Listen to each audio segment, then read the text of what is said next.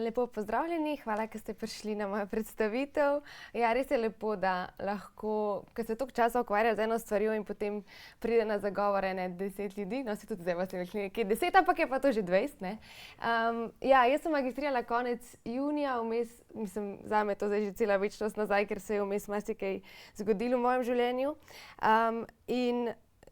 Ja, če se vrnem na tiste 2 leti že, ali koliko je od tega, ko sem razmišljala, kaj bi si izbrala za svojo temo, sem si v bistvu želela, da bi združila obe svoji področji, študijski področji, torej literaturo in likovno umetnost, in profesorica Perenič, ki je moja mentorica bila na slovenističnem oddelku, je rekla, verjetno bo to najlažje z motivom. No, in tako sva razmišljali naprej, jaz sem itak želela nekaj v zvezi z ženskimi avtoricami, nekaj v zvezi z žensko, da bi to malo raziskovala. 19. stoletje me je zanimalo, no, in s profesorico Beti Žerovc smo potem prišli skupaj do motiva bralke.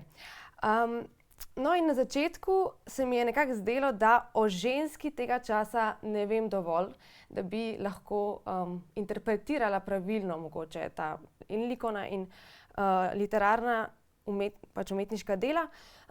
Zato sem si želela najprej ustvariti v svoji glavi podobo ženske tistega časa. In za svojo študijsko literaturo sem si seveda izbrala tudi neka že napisana dela o tem stoletju, ampak prav v še večji navdih, bi rekla, ali pa v še večjo, vsaj po mojem mnenju, mogoče bolj realno sliko tega časa in ženske v tem času, pa so mi dali prispevki iz sočasnega časopisa. Prebirala sem hvala Bogu, imamo zdaj vse na Dalibu, a ne, prebirala sem članke, ki opisujejo življenje žensk, nekatere so večino jih je napisala moški, včasih ženske, no.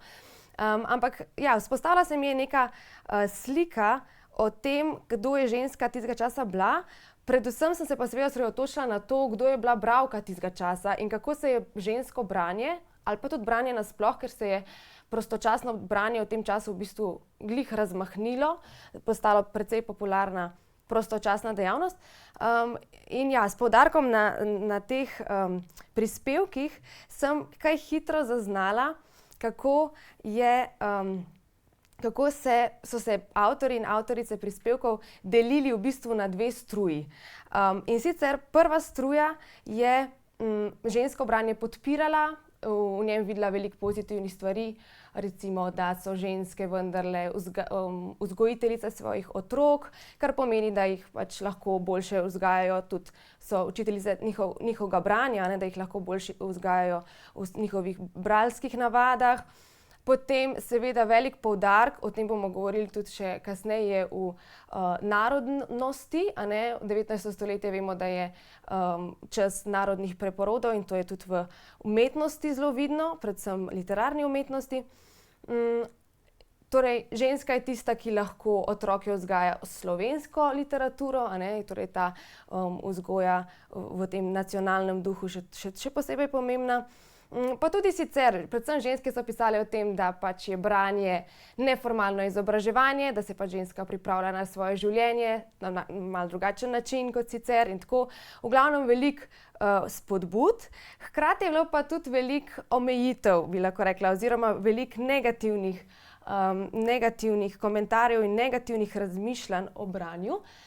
In bi vam rada, da vam nekako ilustriram to strujo, v kateri je bil recimo, ne bom rekla glih član, ampak to sem jaz, a ne, bolj razdelila, no, te ljudi, ki so bili pač za oziroma proti, čeprav se nekako poskušamo vseeno gibati tem ozkim ločnicam, no. Je bil recimo Jakob Dimnik, on je bil tudi učitelj in je prav izdal tako knjižico Domača vzgoja za matere, vzgojiteljice, učiteljice in tudi vzgojitelje in učitelje. No, in on je v svoji knjigi takole se sprašuje oziroma takole nagovarja bralce. Kaj mislite, da postanejo dekleta, ki so prošinjene z duhom francoskih romanov, kdaj dobre matere? Ali morajo take matere svoje otroke k dobremu, plemenitemu in lepemu napeljevati? Gotovo ne. Menite li, da taka žena spoštuje in ljubi svojega moža? Tudi ne. In prav ta citat v bistvu zaobjame nekako 3 področja, 3 grožnje, ki so jih avtorji videli v ženskem branju. In sicer odebelila sem par besed. In prva besedna zveza francoskih romanov nas spomne, oziroma me spomne na to, da so avtorji opozarjali ženske, da naj se ogibajo ljubezenskih romanov, pretiranega branja ljubezenskih romanov, francoskih, večkrat srečamo tudi italijanske, angleške, kakorkoli že. Ve se, to je nekako splošno znano, da ta oznaka, ta nacionalna oznaka, oziroma beseda roman že, je v tistem času pomenila ljubezenski roman. No, torej, zakaj pa ne? Pisci so verjeli, da pač branje take literature, ljubezenske literature v ženskah vzbuja tudi neprimerne strasti, torej predvsem spolne strasti, da bi se v njih pretirano vzbudila spolna sla, in opozarjajo, torej, pazite na svoje hčerke, na svoje žene, da pač se ogibajo teh romanov. Druga beseda odebeljena je matere, ker so pisci verjeli in opozarjali, da ženske, ki pretirano berejo takšne in drugačne romane, zanemarjajo svoje materinske dolžnosti in tudi dolžnosti do svoje družine, do svojega moža, opisujejo to prav obsedenost z branjem, da pozabljajo na zunanji svet in tako naprej. Torej, to je druga grožnja, na katero opozarjajo.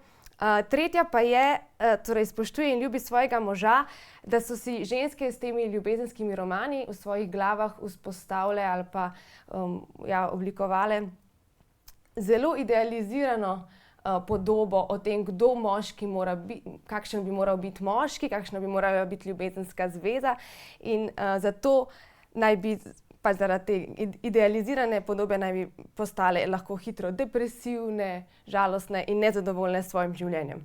Evo, toliko za uvod, v smislu, da boste razumeli moje možgane, kako sem razmišljala potem, ko sem umetniška dela interpretirala naprej. To je bil moj začeten nekak impulz, ko sem raziskovala samo obdobje, kako so pač razmišljali o tem, in je to vplivalo seveda na mojo interpretacijo potem tudi naprej. No, in če se zdaj premaknemo na prvi del moje raziskave. Najprej sem se lotila literarnega korpusa, in sicer, da si lahko predstavljate, kako sem raziskovala. Še enkrat rečem hvala Bogu tokrat za Wikivir, digitalizirano literaturo na spletu, ki je res že zelo, zelo obsežen, mislim, gre za res obsežen korpus besedil, starih besedil, ki so v javni lasti, tako da dostopna vsem vam. Tudi če si boste kdaj želeli kaj na hitro prebrati, pa ne boste imeli časa iti v knjižnico. No, in ta Wikivir omogoča seveda tudi iskanje po ključnih besedah. In jaz sem v bistvu iskala po besedah bralka, bralec, knjiga, čitateljica in tako naprej. V vseh sklonih, tukaj sem spet se zavedla, kako je slovenščina bogata in koliko veliko besed sem morala raziskati zaradi tega. No, in se je izoblikoval korpus 199 besedil. Moj kriterij je bil, torej, da so bila objavljena v 19. stoletju, med letoma 1800 in 1900, v slovenščini, postavljena na Wikivir, pač to je bil moj okvir, in pa da vsebuje motiv bralke. In v tej prvi fazi sem vseh teh besedil, ki jih je bilo pač res kar veliko, razdelila v 8 kategorij, glede na to, kaj ženska ima v rokah, torej v literarnem delu, kaj bere. In oblikovali se je torej teh 8 skupin. Pa bi mogoče vsako čisto na kratko opisala samo to, da si boste znali predstavljati, ker v raziskavo, prav v svojo, da sem potem oblikovala tipologijo, in tako sem jih vzela 14 potem, od teh 199, ker ni povsod enakovredna bralka, ni ta motiv tako močen, prisoten, včasih gre res za samo mimobežen celo opis nekega dogajanja in nekdo tam, neka ženska tam bere, a ne, ni nič kaj tako zelo povednega. No, ampak zanimivo je, mislim, se mi zdi zanimivo že da se je marsikaj izkristaliziralo, že ko sem razdeljevala v te skupine, namreč recimo bralka pisma ni imela nekih večjih pomenskih, ni bila težje, pač moči, neke pomenske moči. Večinoma so bralke pisma bile prisotne v literaturi kot zato, da se je prek pisma neka informacija podala naprej, ne vem, ponavadi ali v kakšni ljubezenski zvezi, ali bo obstala ali ne bo, ali pa kaj takega. Še vseeno pa, že pri tej čisto osnovnem, bom rekla, osnovnem motivu, no, se čuti ta potreba potem, ker jaz sem se ves čas spraševala, zakaj, a ne, zakaj se pisatelj ali pa pisateljica odločita dati ženski v roke knjigo, a ne, pač verjetno neki razlog mora biti. No, pri bralki pisma je to res večinoma za samo neko podajanje neke informacije, ampak hkrati pa še vseeno tudi je že prisotna ta potreba po oziroma ta želja po karakterizaciji, a ne, v bistvu prek knjige avtor ali pa avtorica še nekaj dodatnega pove o tej bralki. No, in recimo v spominu imam en citat oziroma pač eno delo, kjer reče oče, no, naj najstarejša prebere, ker najbolje bere od vseh, a ne, recimo. Naj ona prebere pismo na glas, ker v bistvu edina v družini sploh zna dobro brati. A ne, torej že ta poteza karakterna tega, da kdo je pismen, kdo ni. Pri časopisu recimo je to še malo bolj očitno, ker ženske berejo tudi tuje časopise, torej avtor želi pokazati, ženska, mislim, ona zna brati v, ne vem, italijanščini, nemščini, govori te jezike, a ne. Vendar pa pri časopisih, no, pa je zelo prisotna, kar bomo videli tudi kasneje, spet ta narodna funkcija, ne. Prav konkretno omenjajo Slovenko, ta prvi ženski časopis, da jo bere, a ne, potem ogromno se bere Blajvajsove novice in tako naprej. Torej ta narodna, ta želja po narodni spodbudi, a ne, k branju slovenske literature je recimo že pri časopisu zelo, zelo prisotna. Hkrati pa časopis spet tudi za nosilec nekih informacij velikokrat, da je nekdo umrl ali pa kakorkoli že pomembnega za zgodbo. Veliko je bilo bralk verskih knjig in molitvenikov, najbolj pogosto se pojavlja knjiga Življenje svetnikov, ko ženske berejo torej življenjepise svetnikov, Hoja za Kristusom je tudi ena taka knjiga. Zanimivo je, da recimo, ali pa Evangelije, no, zanimivo je, da se recimo Sveto pismo pojavlja večinoma kot v rokah luterank, torej protestantk, pač v romanih, ki obravnava recimo obdobje protireformacije, in to so seveda negativne junakinje. Ja, in spet, a ne, o vernih bralkah verskih knjig malo kasneje, ampak spet gre za neko karakterizacijo pobožne ženske večinoma, ki v prostem času pač veliko bere versko, ne, torej literaturo, ki je bila v tistem času spodbujana, da jo mlada ženska bere. Bralke romanov sem že prej omenila, ne, francoskih, italijanskih, ljubezenskih romanov. To so bile večinoma negativne junakinje, bomo potem v nadaljevanju še kaj rekli o tem.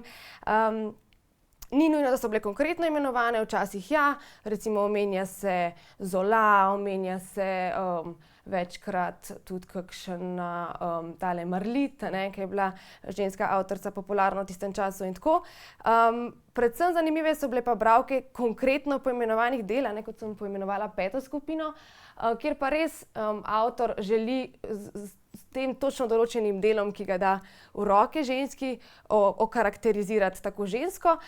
Profesor Perenič pa recimo v romanu Deseti brat opisuje o tem, kako Jurčič želi v bistvu svojo izobrazbo pokazati prek svojih likov, a ne, Manica bere Shakespearea in tako, in a ne, vemo, da je bil Jurčič tudi klasično izobražen, tako da ja, to čtivo, no, ima res lahko več odtenkov.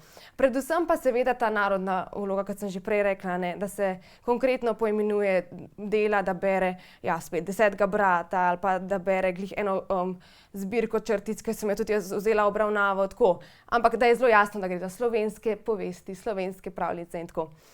Še posebej je to očitno pri bralkah poezije, večinoma berejo Prešerna, Preširna tudi, pa Gregorčiča, Jenka, v glavnem res konkretno poimenovano, kaj berejo.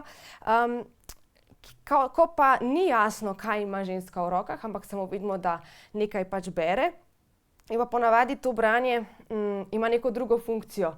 Recimo par, ki si je všeč, preživljata čas skupaj na tak način, da nekaj skupaj bereta in si na tak način izkazujeta pozornost. Ali pa, ne vem, ženska je zelo čustvena, nekaj se je zgodilo in gre v sobo in bere, da malo pomiri svoje strasti, Torej branje v vlogi nečesa drugega ali pa recimo prisluškuje pogovoru in se dela, da bere, na tak način. No, 8. skupina je pa bralka, ki je navzoča posredno. Tam je bila tudi zanimiva, torej, da nimamo ženske, ki bi prav konkretno zdaj tukaj brala ali karkoli, ampak pač pisatelj opiše njeno sobo, da ima njena soba polico s knjigami in kaj je na tej polici, Torej jo okarakterizira že s tem, kaj sploh ima v sobi, kaj naj bi brala, kaj je mogoče prebrala ali pa bo v prihodnosti prebrala. No, tako, to je bila ta prva faza. Torej, kaj ženska bere, zakaj ji da to pisatelj v roke ali pa pisateljica. In te, ki so bile malo bolj, kjer se je branje mogoče tudi večkrat pojavilo, ali pa so imele knjige tudi eno močnejšo vlogo v literarnem delu, sem potem zbrala v teh 14 del, ki sem jih izbrala prav potem za obravnavo. In sicer ločila sem tipologijo glede na spol avtorice oziroma avtorja. In tudi tukaj sem pazila, da sem vsaj približno uravnotežila število, čeprav pač čisto mi ni moglo uspeti, ker je pač več avtorjev. Ampak kriterij je bil torej nekako to, da ima branje večjo vlogo, da ima tudi ta ženska, mogoče celo, da je pač glavna protagonistka ali pa ena izmed glavnih. In pa želela sem, to so pa izbrana dela avtorjev, želela sem, da je vsaj približno uravnoteženo, oziroma neuravnoteženo, da vključim tako neka kanonizirana dela, kot so recimo vidimo tulele Deseti brat, Cvet in sad, imamo Svetinova Metka, tudi recimo Stritarjeva, pa pri avtoricah je Beatin dnevnik, mogoče najbolj znan roman, tudi kaj od Pavline Pajk. Hkrati dela, ki mogoče niso toliko javnosti poznana, recimo od Marice Nadlišek Bartol 2 noveli, Govekarjevo, to so 3 črtice iz njegove zbirke, in recimo Kodra, tudi se o njem ne govori zelo veliko. Torej tudi to sem želela, nekako uravnotežiti to literarna dela, ki so pač res znana in tista, ki niso toliko znana, No, in potem sem se lotila raziskovanja, kot sem rekla, zelo nekako je v meni odmevalo vse, kar sem nekako prebrala v tem času in o ženskah tega časa. In sem tipologijo, boste potem videli na naslednji prosojnici, kako sem jih te bralke razdelila, Spraševala sem se, kako njihova izobrazba, vzgoja in tudi kakšna je njihova izobrazba, vzgoja in kako ju okolica sprejema oziroma ne sprejema njihove izobrazbe in njihove vzgoje od teh literarnih junakinj. Potem kakšnega stanu so, v kakšni družini so živele, in tudi pomembno je tole, odnos okolice in bralke na to razmerje med vaškim in mestnim okoljem. V bistvu zelo taka tipična zgodba je, da gre ženska junakinja v mesto, kjer se izobražuje, in potem pride nazaj na vas in potem se zgodi, ali da se vključi lepo nazaj in zaživi polno svoje življenje ali pa ne, To je taka zelo tipičen vzorec. Potem sem raziskovala njihove karakterne lastnosti, torej kakšne so, a so bolj sanjaške, a so bolj racionalne, vzvišene svoje glave, to je zelo bilo pomembno, tudi ko sem to ločevala, in pa v kakšni ljubezenski zvezi so oziroma si želijo biti ali pa bodo potem proti koncu zgodbe in njihove predstave o njej, ker smo se najprej pogovarjali o tem idealiziranju tega. No, in takole nekako so se vzpostavile te skupine nekako same od sebe v resnici, ker sem najprej podzavestno, potem sem to uzavestila, se ustrašila in dobila potrditev pri mentorici, da je vse v redu. Namreč te, ki iz vaše strani je to verjetno malo bolj modra, no, ampak zelene, torej prve 3 pa prvi 2 pri avtorjih, gre za idealne bralke, oziroma jaz sem jih imenovala idealne bralke. Bralke, ki bralcem in bralkam, ki berejo to literarno delo, dajejo pozitiven zgled. Torej, kako mora ženska, kaj mora brati, kakšna mora biti, kakšne so njene lepe lastnosti, ki so vredne posnemanja. Rjavi oziroma rdeči sta pa skupini z slabimi bralkami, oziroma jaz sem jih imenovala slabe bralke, oziroma bralke, ki dajo negativen zgled, kar je lahko zgled negativen, ampak negativen zgled, torej kako ni prav, ni v redu za žensko, da ali bere, se obnaša, živi in tako naprej. Ta 4. skupina vaških čudakinj, ki sem jih pa imenovala, je pa v bistvu ni spasala ne v eno, ne v drugo skupino, gre pa za 2 ženski. Zanimivo mi je bilo to, ker se pojavita pri 2 različnih avtorjih, ampak na isti način, da sta pač ženski, starejši ženski, tujki, ki prideta v naše kraje in vsaka izmed njiju ima v rokah knjigo in sta pač bralki in ta knjiga vzbuja v sovaščanih zanimanje in tako, res mi je bilo zanimivo, da se tako 2-krat to pojavi. Ne sodita pa zares tako v ta okvir, ki vam ga želim zdajle predstaviti. Namreč, česa sem se ustrašila, da sem govorila o literaturi, ki daje zgled, da mi je bilo to kar samoumevno, ko sem, se pravi, pod vplivom tega, kar sem brala od začetka, pa potem, torej, da pač literatura daje zgled ženskam, da jih želi ženskam, bralkam in bralcem, da jih želi vzgajati, a je to sploh lahko to rečemo kar za samoumevno, kot sem jaz to interpretirala.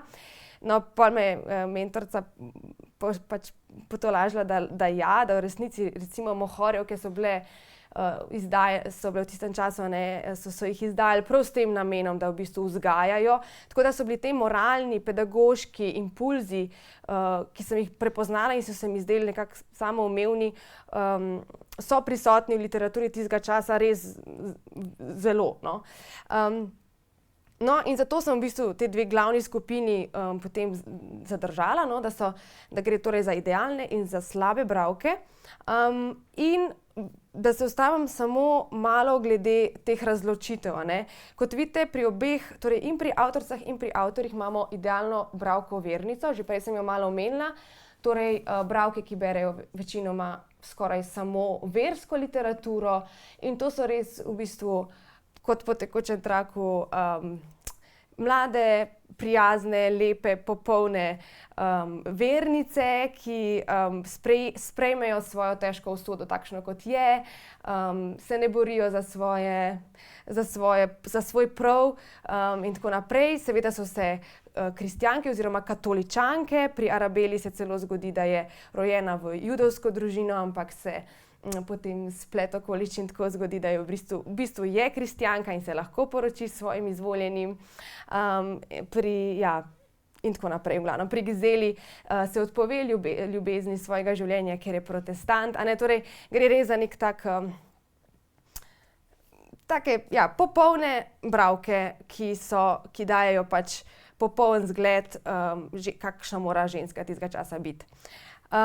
Malo drugačne so pa teli 2 skupini pri avtoricah, torej idealne bralke, racionalistke in svetovljanke. Predvsem zanimiva je ta razločitev potem na drugi strani pri avtorjih z zmerno izobraženimi bralkami, ker dejansko nisem mogla uporabiti istega izraza tudi pri avtorjih in tukaj je šlo za to veliko razliko, ki bi jo rada podelila z vami. Torej, pri racionalistkah in tudi svetovljankah gre za ženske, ki so, recimo prav pri Rozi, ko imamo tukaj Marice Nadlišek Bartol, ona je bila rojena v neko delavsko družino, ampak se sama izobražuje in si želi boljšega življenja in tudi pride do tja. Ali pa Grofica iz Beatinega dnevnika, Zov pa Gema. To so ženske, ki so samozavestne, imajo življenje v svojih rokah, želijo si dobrega, lepega življenja in njihovo branje je pač namenjeno lastni izobrazbi, in tudi so dobre vzgojiteljice svojih otrok, da svoje otroke napeljujejo na kvalitetno literaturo in tako naprej. No, pri avtorjih pa v bistvu takih žensk v resnici nisem našla. Tudi te, ki so bile izobražene, ki so prišle iz mesta domov in so recimo zelo pozitivne junakinje, recimo Manica iz Svetega brata in tako, dobre, fine ženske, vse v redu, ampak so pač morajo biti zmerno izobražene, a ne. Ta misel o tem že iz Rousseauja, od Rousseauja naprej, torej ženska naj bo pač izobražena ravno prav, da ne pač škoduje sebi, svoji družini, svojemu možu in svojim otrokom, ne preveč emancipirana, ne preveč, no. In to so dejansko one, ne. Jaz sem jih sama pri sebi imenovala kot izobražene kmetice v resnici, a ne. Pač pridejo nazaj in vse je na lepšem redu, kot da ne bi se izobraževale kje drugje. No, če še par besed o slabo vzgojeni bralki, torej o bralkah, ki propadejo, ki kažejo s tem negativnim zgledom, nam dajo negativen zgled, je pa v bistvu razlika prav v tem, a ne, da grejo recimo v Ljubljano, na Dunaj se izobraževat v tuje zavode, a ne, to je vedno tako imenovano kot tuje zavode, kjer se, zakaj tuje? Seveda, to je bila nemščina prvi jezik, čeprav je bila to šola recimo v Ljubljani, ampak pač verjeli so, da so se tam spoznale s to slabo literaturo, ki jih je pokvarila in pač moralno izpridila vse to in je pač jih življenje teplo potem za nazaj. To so torej vse bralke, ki pač recimo Irma se zaplete z enim Judom in ta potem pobegne in Irma naredi samomor, recimo.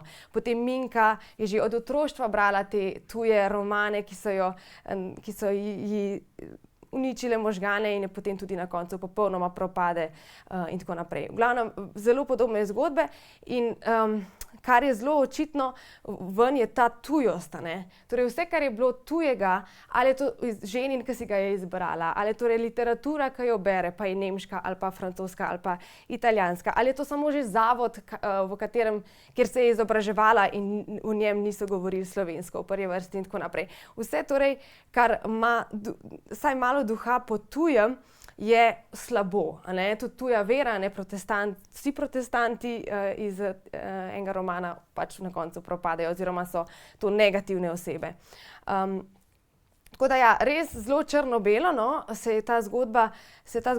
mi je ta zgodba sestavljala, medtem ko je recimo ta nacionalizem, a ne, oziroma ta želja po prebujanju nacionalnosti prek slovenstva in tega je pa zelo prisotna, pač ne glede na to, ali imamo zdaj avtorje in avtorice, seveda in tudi ne glede na to, ali imamo slabe ali pa dobre oziroma idealne bralke, a ne. Pri slabi gre pač za to razmerje tuja slaba, domača dobra, a ne, medtem ko te idealne pa itak vse berejo slovensko, no. Ampak ja, recimo že samo to, da so to vse v bistvu Slovenke, da se tudi dogaja večino del v sodobnosti, a ne, torej imamo že to obdobje 19. stoletja, v katerem se pogovarjamo o nacionalni prebuji veliko, torej že sam jezik, a ne, in pa ta konotacija slabega, tujega, dobrega, domačega, recimo tudi ženske, ki grejo v tujino in si želijo boljšega življenja, propadejo in ko se vrnejo nazaj, je potem spet vse v redu v tem smislu. No, tako, zelo, a ne, črno-belo v resnici, in tako zelo je pustilo to name vtis, ko sem se potem pa lotila likovnega korpusa. Vzpostavila sem ga malo drugače kot literaturo, no, zato ker torej seveda časovna zamejitev je bila ista, ampak v obravnavo sem vzela dela, ki so, torej geografsko sem se zamejila v bistvu, no, dela, ki so hranjena znotraj današnje Slovenije. Vemo, a ne, med vsemi vojnami, po vojnami in tako naprej so se pač dela selila sem in tja, še vedno prihajajo v Slovenijo pa ven, zato jih je težko tako zaslediti. Poleg tega, zdaj, kaj je slovenski avtor, tudi težko reči, so ljudje, vemo, še posebej v Ljubljani so ljudje, ki so govorili oba jezika, ali pa ki so imeli slikarji, ki so imeli nemško govoreče žene, a ne tako, kaj je zdaj slovenski avtor, in že tukaj gre pač postal problem. No, tako da sem se odločila, kar je v Sloveniji, vzamemo za slovensko. In je pač nekako se vzpostavil en korpus del, zelo različnih, v resnici zelo raznolikih. Razdelila sem jih na 4 skupine najprej, na žanr, na portret, na versko upodobitev pa na alegorijo. In zanimivo mi je bilo v bistvu res prav to razmerje med verskimi upodobitvami pa portretom, torej posvetnimi in verskimi upodobitvami, in kaj je zdaj s to knjigo, kaj je zdaj s to knjigo, ki jo imajo ženske v rokah. Zakaj spet tukaj, zakaj se odločijo ženske upodobiti s knjigo, oziroma zakaj se avtor odloči naslikati ženske pač s knjigo. Ali so to zdaj ženske svetnice ali ne. No, in jaz s svojimi prejšnjimi literarnimi možgani sem se pač želela tudi nekako poenotiti, to tipologijo, tudi to je bil namen, ampak sem želela vzpostaviti oziroma spet razmišljati tudi o likovnem delu kot o zgledu oziroma kot o dajalcu zgleda, kot je bila literatura. Torej, ti prideš ali k enemu domov ali kamorkoli in vidiš sliko in si rečeš, jaz bi bila kot ona, pač izobražena, lepa, vse te stvari. Portret v bistvu je malo to, če smo tako bolj po domače. No, in se mi je zdelo, da v resnici ta knjiga res v njihovih rokah ima zelo podobno lahko vlogo kot v literarnem delu, kot sem rekla, ko pač iz črk žugajo na bralke in bralce, kako se je treba obnašati in kaj je treba brati in česa ne. Tukaj pa tudi iz platna, da žugajo dol in pravijo, evo, takole je treba. No, in dejansko sem bila nekako uspešna, polovično, lahko rečem, in sem nekako poskusila te bralke razdeliti v podobne nekako skupine. In kot sem prej že rekla, to razmerje med verskimi pa portretnimi upodobitvami se mi je pa že v enem momentu zazdelo, v resnici gre za isto stvar. Saj tudi svetnice, ki so naslikane s knjigami, dajejo zgled ženskam, kako živeti, kako biti izobražena, dobra in tako naprej. No, in knjiga se pojavi v tej skupini idealnih omikanih bralk, kot sem jih jaz pač imenovala, se pojavi recimo zelo tipično pri Marijinem oznanjenju, ker je iz sicer apokrifnega evangelija ta podoba Marije, ki naj bi, ko jo angel zmoti, brala. Velikokrat je tudi odprt celo ta odlomek iz Svetega pisma, torej ko jo Gabriel zmoti in izpove veselo novico. Tako da to oznanjenje sem našla kar precej, ko se Marija pojavi ali s knjigo ali pa z zvitkom. Potem pri 2 recimo svetnicah se pojavi, pri sveti Luciji sem našla, sveto Barbaro, pa nimamo tukaj zdaj kakšnega prav biografskega podatka, da bi zdaj povezali, ki bi ga lahko povezali s to knjigo, torej gre res v bistvu samo za to. Prikaz omikane ženske, ki je izobražena, na teh verskih slikah pa verjetno lahko rečemo tudi pobožna, ker gre verjetno za neka molitve. Marija je pač brala oziroma premišljevala, molila. Torej, vse te lastnosti želimo poudariti na neki taki sliki. No, in če se preselimo na posvetne portrete, gre v bistvu za isto stvar. Torej, za ženske, ki želijo si pokazati kot izobražene, kot svetovljanke, lahko rečemo, kot pa ženske, ki jim je ta izobrazba pomembna in tako. Zanimivo mi je bilo brati kakšne interpretacije, ki kar označijo, recimo, da ima sestra Mica v roki tudi molitvenik, pa ni nobenih posebnih indicov, da bi bil res to molitvenik, ampak verjetno je šlo za neko spodobno literaturo. Žal se za skoraj vsa dela pač ne ve, kaj držijo v rokah, to bi bilo sploh zanimivo vedeti, ampak ni pa nujno, da gre pa za molitvenik vseeno, mislim, se pravi, nič ne kaže na to. Evo, še 3 lepi primeri omikanih bralk s knjigami. Tamle pri Mariji Lazarevič, ki je tudi, pri tej sliki tudi več interpretacij, da gre za molitvenik, tamle pri Šopku in tale gospa Gregorič, ki je takole razmršena, in tale dvojni portret Roze Karinger s prijateljico baronico. evo, recimo, ne, se mi je zdelo v redu, idealna umikana bralka, ok. Ampak potem pa ko sem nekako raziskovala naprej, pa se mi je zdelo vseeno, da knjiga pa vseeno nima povsod samo tega pomena, ampak da ga lahko najdem, da je lahko ta pomen še malo drugačen ali pa drug, kakorkoli. In sem razločila še skupino idealnih bralk pedagogin oziroma mater pedagogin. Namreč prav tak tipičen motiv, kjer se verske upodobitve, kjer se pojavi svetnica s knjigo, je prav sveta Ana z Marijo, torej sveta Ana, ki uči Marijo brati, a ne, prav ta motiv je tak zelo poznan, in ga jih je tudi bilo ogromno, enega lepega sem tukaj izbrala za na predstavitev. Potem sem se prvič srečala recimo z motivom Mater admirabilis, ki je upodobitev Marije, in sicer gre za v bistvu zelo tipično upodobitev Marije s tipičnimi atributi. Tukaj imamo vreteno, ki simbolizira njeno pridnost, potem pa lilijo, ki simbolizira njeno deviškost, tole je vreteno, in pa tale knjiga, ki bi lahko rekli, ok, simbolizira pač njeno izobraženost, njeno pobožnost in tako naprej.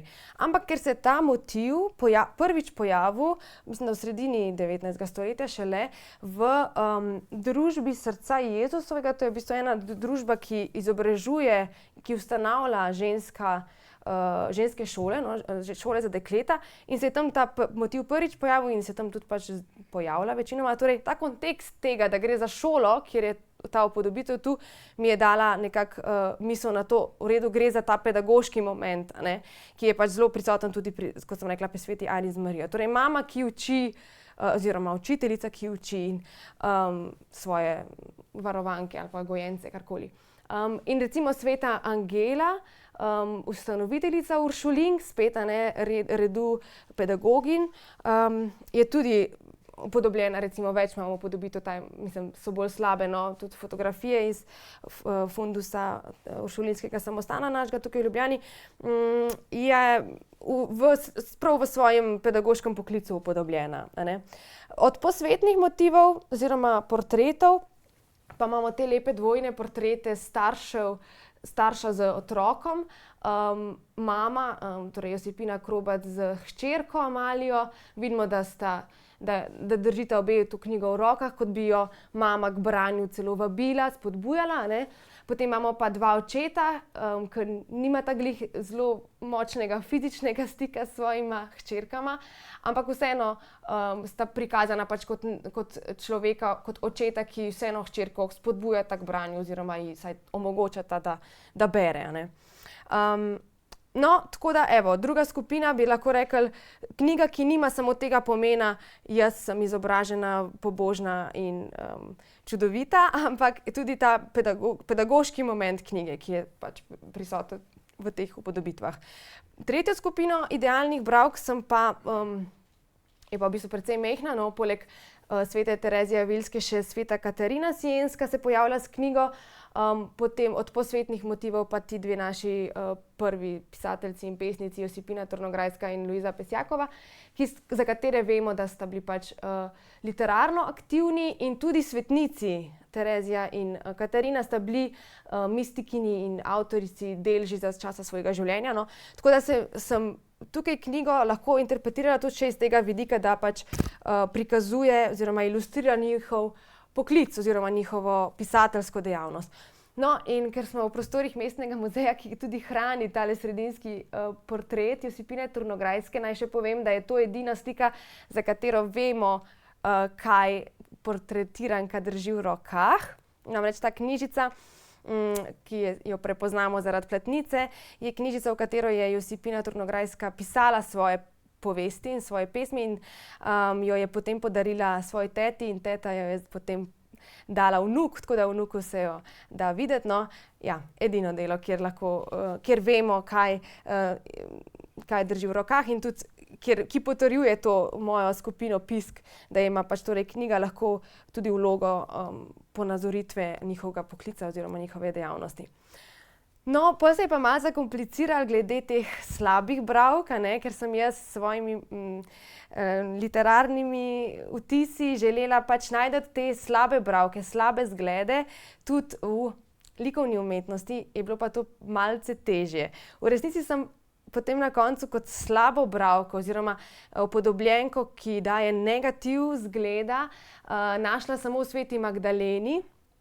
Pa še to, glede Svete Magdalene je itak cela zmeda, ne, ker je pač so jo narobe interpretirali kot eno in isto osebo. V resnici so to bile 3 različne osebe. Ne bom se spuščala v te detajle, no, ampak hočem reči, Magdalena prikazana kot spokornica, ki naj bi bila obsedena, ne, od hudega duha in tako, in velika grešnica, no, in je prikazana z čtivom, torej ali s knjigo ali z vitkom, že ko se pokori, a ne, ko se kesa svojih grehov, no, in bi lahko pač delno bila upodobljenka, torej negativ zgleda, kako ne živeti oziroma kako pač se je treba pokoriti za slabo življenje, ne, kot smo ga recimo brali pri negativnih bralkah pri literaturi. In ta zadnja skupina intimnih bralk se je potem šele proti koncu tako začela imenovati, ker se je prej po mojem imenovala slaba bralka. Zdaj pa zakaj sem jo tako, zakaj sem jaz tudi te ženske, ki jih boste videli imam še eno prosojnico, no, zakaj sem jih opredelila kot slabe bralke od začetka, ker so indici, da berejo literaturo, ki je bila v tistem času, a ne, in sem jaz ogromno prebrala o tem, kako je pač bila preganjana oziroma odsvetovana, absolutno, kažejo na to, da pač te ženske berejo prav to literaturo. Recimo pri Šubičevem dekletu na balkonu vidite tukajle tale cvet kapucinke, rožice na knjigi, ona zasanjano gleda čez balkon, in gre za rožo, ki že zaradi svoje barve, sicer je v Evropo prišla precej pozno, no, tako da nimamo zdaj prav nima močne simbolne zgodovine, vsaj v našem prostoru, ne, no, ampak že zaradi barve, ki je rdeča oziroma oranžna, kaže na to, na ljubezen, ne, pač simbol ljubezni oziroma ljubezenskega hrepenenja. In sem seveda, bere pač ljubezensko literaturo, tudi ta njena poza in zasanjanost pač razmišlja o nekom, ne, in tako naprej. Recimo druga slika mi je bila tudi zelo očitna, ne, torej deklici sta se umaknili na okensko polico, precej neudobno za branje knjig, ker sta se želeli skriti, ker sta to vsebino želeli skriti pred mogoče starši ali ne vem kom. Torej spet gre za nekaj prepovedanega, ne, tudi na tak način sta mi delovali.